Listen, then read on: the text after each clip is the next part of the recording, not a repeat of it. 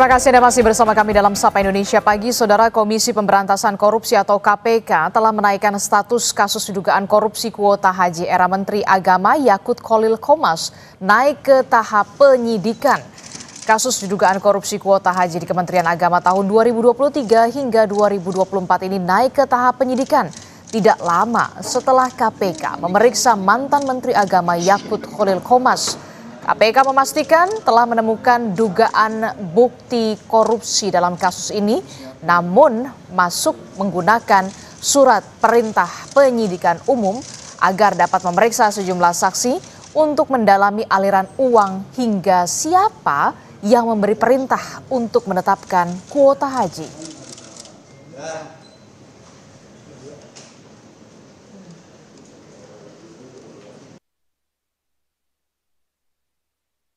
Dengan perkara haji, KPK telah menaikkan status penyelidikan terkait penentuan kuota dan penyelenggaraan ibadah haji pada Kementerian Agama tahun 2023 sampai dengan 2024 ke tahap penyidikan. KPK telah menemukan peristiwa yang diduga sebagai tindak pidana korupsi terkait dengan penentuan kuota dan penyelenggaraan ibadah haji pada Kementerian Agama tahun 2023-2024. Dengan dinaikannya kasus dugaan korupsi haji ke tingkat penyidikan, artinya saudara kasus ini bakal berlanjut. Lalu siapa yang bakal jadi tersangka? Pagi ini kita akan bahas dengan sejumlah narasumber. Sudah ada Wakil Ketua KPK periode 2015 hingga 2019. Sudah ada Bung Saud Situmorang melalui sambungan daring. Selamat pagi, Pak Saud Situmorang. Selamat pagi, Pak Saud. Ya. Ya, Pak Saud, ini kan kalau kita lihat ya, kasus dugaan korupsi kuota haji ini sudah naik ke tahap penyidikan begitu ya, setelah tidak lama setelah penyidik KPK memeriksa dari mantan Menteri Agama Yakut Kholil Qomas. Nah, bagaimana komentar Anda terlebih dahulu soal naiknya dari penyelidikan ke penyidikan terkait dengan kasus dugaan korupsi kuota haji ini, Pak Saud? Iya, kalau kita lihat memang ya sejak dari periode pertama adanya KPK, itu kan persoalan ini kan selalu jadi masalah. Ambil saja tahun-tahun 2010 sampai 2014 itu kan ada periodisasi ya, KPK itu menerima laporan-laporan dari BPK. Ya, terus kemudian kalau kita lihat bagaimana itu dari tahun 2000, kalau kita kembali ke tahun 2000, katakanlah 2005 itu laporan-laporan BPK itu sudah menunjukkan bahwa KPK harus melakukan sesuatu.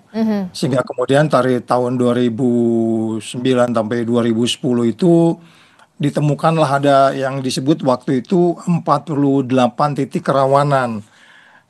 Semuanya itu mengikuti kelembagaan, regulasi, tata laksana, soal SDM dan seterusnya. Itu tahun 2009-2010 sampai terus pada saat saya di sana juga 2017 itu ketemu, itu bahkan ada seorang menteri tersangka ketika itu ya. Nah, kemudian masuk ke periode setelah itu juga masih terus ada persoalan-persoalan tata kelola ini. Jadi ini persoalan lama sebenarnya dari tahun 2005 sampai tahun saat ini. Jadi banyak ya, 48 titik rawan itu kan menyangkut regulasi, kelembagaan, tata laksana, SDM. Kemudian ada rekomendasi-rekomendasi, tapi rekomendasi-rekomendasi itu masih terlihatnya belum sepenuhnya dilaksanakan. Gitu Mbak Abdisti sementara.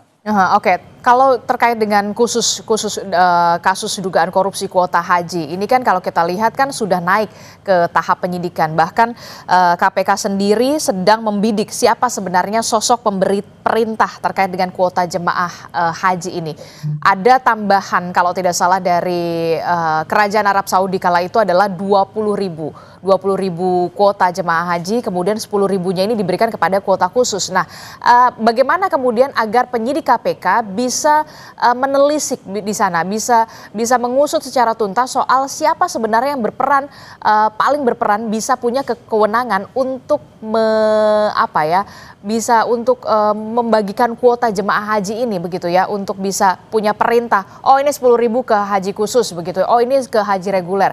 Bagaimana kalau dari Anda sendiri, Pak Saud? Iya, itu tadi kan dari tahun 2000 sampai saat ini itu kan persoalan-persoalannya itu dari 48 poin di atas itu kan itu menjadi pembelajaran dalam kaitan apakah itu harga pengadaan, manipulasi BPIH, penunjukan penyedia yang kompetitif, potensi penyalahgunaan kuota dan seterusnya. Itu kan nggak sulit itu kalau dilihat dengan kewenangan yang bersangkutan. Kalau kita bicara levelnya di kementerian itu tentu seorang yang bertanggung jawab penuh terhadap penyelenggaraan itu adalah menterinya. Jadi kalau kita lihat katakanlah penyelenggara negara berbuat atau tidak berbuat, bagi KPK itu nggak terlalu sulit untuk menentukan apakah ada penyalahgunaan wewenang, konflik of interest, suap dan seterusnya. Itu saya pikir materinya mereka cukup firm di situ sehingga kemudian dilakukan apa yang disebut mereka sebagai tahap penyidikan. Jadi kita tunggu saja siapa-siapa yang harus bertanggung jawab di case yang menurut saya sudah cukup lama ya berulang-ulang kasusnya gitu. Oke, termasuk juga soal menurut Anda, Pak Saud, bukti apa yang kemudian harus ditelusuri KPK untuk kemudian nantinya bisa menjerat tersangka? Tidak hanya soal membidik siapa yang memberikan perintah, tapi juga soal dugaan aliran dana, termasuk juga soal jeratan TPPU ini, Bung Saud. Iya, jadi kalau kita lihat ada penambahan kuota itu yang kemudian ada konflik antara pembagian yang reguler dan yang khusus, itu kan nanti di situ terlihat itu nanti niat jahatnya. Nanti kita lihat saja bagaimana KPK bisa kemudian akhirnya itu bisa memicu penyalahgunaan wewenang. Jadi kalau kemudian 2024 itu masuk ke tahap tahun 2024 ya mulainya, tahun 2024 kalau udah masuk ke tahap katakanlah penyelidikan, kemudian itu terkait dengan kuota dan seterusnya, ya saya pikir nggak menjadi sulit buat mereka untuk menentukan siapa yang harus sebenarnya menentukan siapa yang harus berperan, karena ini kan persoalannya sangat ruwet ya, dan asetnya aja begitu besar dan itu bukan lagi di level bawah, dan pengalaman menunjukkan begitu. Saya tadi di bagian depan pada tahun 2017 atau berapa kan seorang menteri juga terkait di situ, Mbak. Oke, Anda menyebut ini bukan lagi di level bawah, ini artinya sudah masuk ke pimpinan begitu ya? Karena memang menyangkut soal dugaannya seperti itu, karena bagaimanapun ini kan bukan persoalan sederhana ya menentukan kuota yang tadi katakan 92% reguler dan seterusnya, nggak di level bawah itu kalau itu analisis saya begitu. Oke. Termasuk juga ini Pak Saud, kalau misalkan KPK mengklaim ada aturan yang kemudian dilanggar undang-undang, tapi kemudian ada Permenak mengatur soal kuota haji. Apakah kemudian ini agak sedikit menjadi tantangan tersendiri bagi penyidik KPK soal ini? Karena memang ada kuota haji itu memang diatur di Permenak. Iya, semuanya kan ada aturan, ada komitmen, ada konsensus, ada kesepakatan bagaimana cara menata itu. Kemudian nanti kan penyidik akan nggak sulit untuk menentukan siapa yang lari sebenarnya jadi komitmen dari konsensus, dari peraturan dan seterusnya. Nah itu mereka pasti lebih paham dan sehingga kemudian bisa menentukan siapa tersangkanya walaupun belum resmi diumumkan pada Agustus ini. Tetapi kalau kita lihat dari nama-nama yang dipanggil, ya dari pihak-pihak yang yang bertanggung jawab di situ, mulai dari katakanlah menteri sampai kemudian dirjennya, kemudian pengusahanya, kemudian kepala BPKH-nya, ini kan semua udah dibagi kalau di proses penyelidikan ataupun itu mereka sudah bisa ngelihat sebenarnya siapa yang bertanggung jawab di sini dan siapa yang harus bertanggung jawab. Kalau kita bicara katakanlah nanti itu pasal 2 atau 3 atau pasal lain terkait dengan gratifikasi, nanti mereka juga bisa melihat sebenarnya yang memiliki niat jahat. Jangan lupa kita harus selalu bicara mens rea dan actus reusnya, sehingga kemudian tidak sulit bagi mereka untuk menentukan. Kita tunggu saja siapa sebenarnya yang harus bertanggung jawab di case ini, Mbak. Kalau menurut Anda siapa yang paling bertanggung jawab di sini? Ya, untuk kalau pimpinan tertinggi? pengalaman-pengalaman dari sebelumnya menunjukkan bahwa memang di level yang paling tertinggi, ini bukan kasus gampang, Aha. ini kasus yang sangat-sangat apa namanya sudah lama terjadi berulang-ulang. Mhm. Dan kalau kita lihat bagaimana proses pemeriksaannya sedikit mengalami kendala ya. Mhm. Jadi ada high profile person yang memang harus bertanggung jawab dalam hal ini ya, kayak perkiraan kita ya menterinya harus menjelaskan. Mhm. Dan kita lihat saja bisa jadi analisis ini salah. Mhm. Tetapi kalau melihat bagaimana proses-proses yang saya sebut tadi mulai dari tahun 2000 sampai berturut-turut hampir setiap periodisasi kepemimpinan KPK ini menjadi perhatian. Ya, mulai dari 2000 katakanlah 2002 KPK, berikutnya menurun sampai ke bawah periode 4, kemudian periode yang sebelumnya juga kalau tidak salah salah satu pimpinan KPK sudah mau warning juga, itu bukan periode yang ini ya, periode Mhm. yang sebelumnya. Jadi itu biasanya kalau pimpinan sampai turun kan itu ada high profile person yang kemudian diajak untuk berdialog. Dan yang di periode saya juga waktu itu kalau nggak salah menterinya juga pernah diajak bicara dan datang ke KPK. Dan saya nggak tahu di periode yang ini seperti apa mereka. Mungkin mereka sudah cukup matang untuk melihat siapa yang harus tanggung jawab, Mbak. Oke, terkait dengan adanya penambahan kuota ini tidak main-main, ada 20.000 begitu ya. Kalau dari kacamata Anda, Bung Saud, potensi penyelewengannya di mana? Apakah ada dugaan, kemudian saya masih mengatakan ini ada dugaan, kemudian di dalam tanda kutip dijual kepada agen-agen travel dengan harga tinggi, ataukah kemudian ada dugaan lagi suap kepada pejabat-pejabat yang berwenang? Kalau menurut Anda lebih berpotensi atau lebih dominan ke yang mana? Ya kan kalau kita lihat ada penambahan kuota, kemudian ada sesuai dengan peraturan atau undang-undang seperti apa. 92% itu seperti apa, kemudian 8% khusus itu seperti apa. Kemudian faktanya dibagi menjadi 50-50. Ini kan dugaannya kan jadi memicu penyalahgunaan wewenang. Nah itu nanti penyidik yang lebih, saya nggak baca case-nya, tapi analisis saya seperti itu, Mbak. Termasuk juga soal menurut Anda selain Menteri Agama, kira-kira siapa lagi kemudian penyidik KPK bisa memeriksa atau mendalami soal penambahan kuota haji ini atau dugaan korupsi kuota haji ini yang kita tahu sudah naik ke tahap penyidikan selain Menteri Agama? Ya itu tadi yang kita sebutkan, yang dipanggil-panggil itu ya pasti nggak mungkin juga dipanggil kalau dia nggak harus bertanggung jawab. Tadi kan kita disebut tuh ada beberapa yang sudah dipanggil, udah dimintai keterangan. Nah, dan kalau kemudian kita bicara korupsi, apa ada kickbacknya? Ya, nanti kan kita lihat ya, apa ada kickback, siapa yang menerima.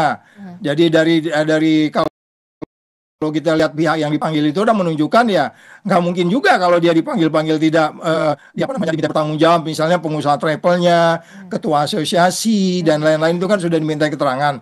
Dan kita tunggu aja siapa Mbak. Jadi saya belum bisa mengatakan siapa, tapi pihak yang dipanggil itu kan pihak yang diminta pertanggungjawaban untuk kemudian itu proses-proses KUHAP kan seperti itu sebelum ditentukan sebagai tersangka gitu Mbak. Oke, terakhir Pak Saud, terkait dengan dugaan korupsi kuota haji ini kan luar biasa begitu ya, soal jemaah begitu ya, jemaah haji begitu. Nah, apakah bisa dikenakan atau dijerat dengan pasal TPPU? Nah, nanti kita lihat bagaimana kan itu biasanya TPPU itu kan macam-macam ada prosesnya ya. Kenapa dia TPPU itu kan sesuai undang-undangnya, apakah itu nanti ada layering, transferring, pengobahan dan seterusnya, pergantian menggunakan nama orang lain, itu modus-modus itu penyidik pasti tahu sehingga kemudian TPPU bisa digunakan di situ. Tapi bagi saya sebenarnya lebih baik ya begini deh. Karena ini kan proses setiap tahun ya. Proses ini kan setiap tahun harus dijalankan.